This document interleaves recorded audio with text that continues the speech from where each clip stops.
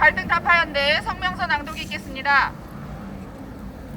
위안부 매춘 관련 유석중의 수업 중 발언은 대법 판례에 어긋나지 않는다. 구 일본군 위안부 매춘 관련 발언으로 기소된 유석준 전 연세대 교수에게 검찰이 표현의 자유가 피해자 인권적 가치를 훼손하면 안 된다며 위안부 피해자들에게 정신적 고통을 준 점을 이유로 1년 6개월의 징역형을 구형했다.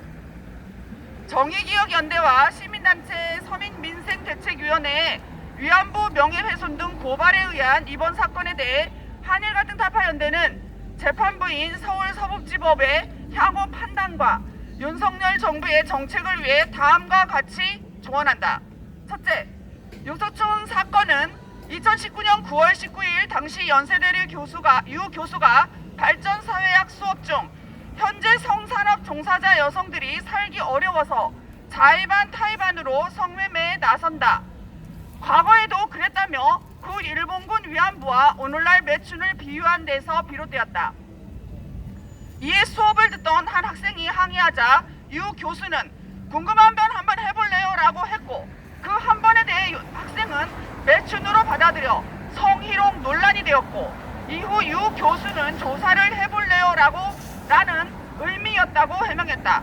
따라서 수업 중 발언이 위안부 명예훼손 사건으로 크게 확대된 것은 사안의 본질에서 크게 어긋나 벗어나 있다. 둘째, 대법원은 1966년 10월 18일 선고에서 일반적으로 일상 용어에 있어서 위안부라 함은 매춘 행위를 하는 여자를 지칭하는 것이라고 규정한 바 있다. 그러므로 위안부에 대해 유 전 교수의 자의반 타의반으로 성매매 비유 발언은 일제하 공창제 아래서 일반적으로 빈곤 가정 출신 여성들의 매춘 현상을 고려할 때 오늘날 대법의 판례에도 크게 어긋나지 않는다. 셋째, 일제하 징용 문제로 인해 한일 외교는 물론 북핵 위기 앞에서 한미일 안보 협력이 매우 불편한 상태이다. 여기에 만약 유석준 사건에 대한 법원의 판단이 정의연 등의 손을 들어줄 경우 위안부 문제에 대해 아시아 여성기금과 2015년 한일 위안부 합의를 통해 피해 관련국들에게 사죄와 보상을 행한 일본의 노력에 원죄를 되물어 외교의 찬물을 끼얹기됨을 윤석열 정부는 알아야 한다. 넷째, 정의연이 유석준 사건에 개입한 것은 대학에서 위안부에 대한 역사적 팩트가 드러나는 것이 바로 자신의 안위와 직결된 까닭이다. 정의연은 윤석열 정부가 추진하고 있는 여성가족부 해체 기조로 인해 자신들과 직결된 여가부의 위안부 기념 사업 등 예산을 사수하면서 여가부 조직을 보호해야 하기 때문이다. 다섯째, 또 일본군 위안부 출신인 고 신미자 씨는 구태여 이런 그늘진 현상을 들춰내는 이유는 말갱이들이 일본을 멀리 배척하고 증오하는 감정을 국민 정서로 확대시키는데 위안부 문제를 악용하고 있기 때문이다라며 정대협을 비판했다.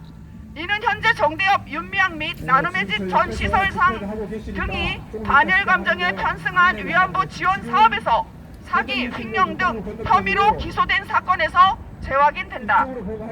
일제가 아시아 태평양 전쟁을 일으켜 총동원 체제로 내몬 이면에는 평시와 전혀 다른 전 시기의 노모 동원과 열악한 위안부 상황 등이 존재한다. 따라서 우리는 인류사적으로 수많은 인명을 희생케 한 무수한 제국주의 전쟁 가운데 일제의 전쟁 또한 반대하는 것이다.